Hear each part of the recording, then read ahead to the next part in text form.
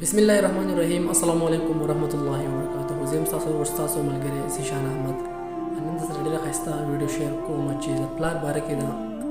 وایي پلار دې وي ژوند دې هم ګران وي خو چې پلار دې وي او ژوند کې ستا بابا نه او کور کې د داجي اواز نه او کور مثال د کنډر وي او بالکل دا هغه چاته پته لیکي چې د چا په کور کې داجي نه کنه نو د پلار ډېر زیات لوی مقام دی او په آخرت کې هم او په دنیا کې هم د پلار ډېر زیات لوی مقام دی او د الله رضا هم د پلار د رضا سره تړلې شوې ده نو زمونږ دا کم یو ورور دی تاسو چې په دې ویډیو کې ښکارېږي ډېر زبردست شاعري کړې ده د پلار حوالې سره د خپل ستړي ژوند حوالې سره نو تاسو یې هم وګورئ او ستاسو سره شریک کوم نو ډېره زبردسته ویډیو ده راځئ زموږ سره چې پلار مې وي ژوند مې وي پانګار وي خو چې پلار مې وي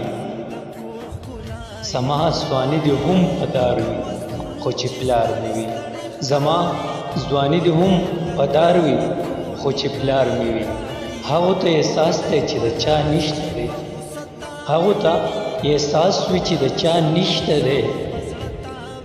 ړوند دې وي خاکسار وي خو چې پلار مې وي نو زه به بالکل مینهواله بالکل تاسو دا ویډیو وکتله چې کوم زموږ دا ورور ډېر زبردست د خپلې ستړي ژوند حالات تاسو ته هم بیان کړي دي په دې ویډیو کې او بالکل یو ډېر زبردسته شاعري کړې ده چې زموږ استاد لپاره به ډېر زیات لوی عبرت هم دی د پلار باره کې ده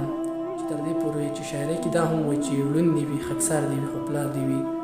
نو د پلار ډېر زیات لوی مقام دی په دنیا کې هم چا چې هم د خپل پلار قدر کړی په دنیا کې عزت یې کړی دی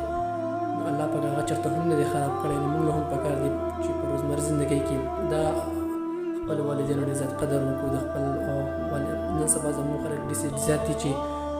پلاران چې کوم یې هغه بوډاګان شي نو هغه ډېر زیات سپک نسبت کوي ډېر دروند نسبت نه کوي نو موږ له پکار دی چې د خپل والدینو صاحبانو او د خپل والد صاحب خاص کر ډېر زیات ځکه چې د پلار رضا د الله تعالی سره تړلی شوې ده عزت وکړو نو زموږ ژوند به ډېر زیات ښه تېرېږي او په غربت کې ولې نه په ستړیوالي کې ولې نه خو ژوند کې به الله پاک زموږ ډېر زیات خوشحالۍ راولي او ډېر زیات برکات هم کې پیدا کړي نو امید لرم چې تاسو به دا ویډیو خوښه شوي وي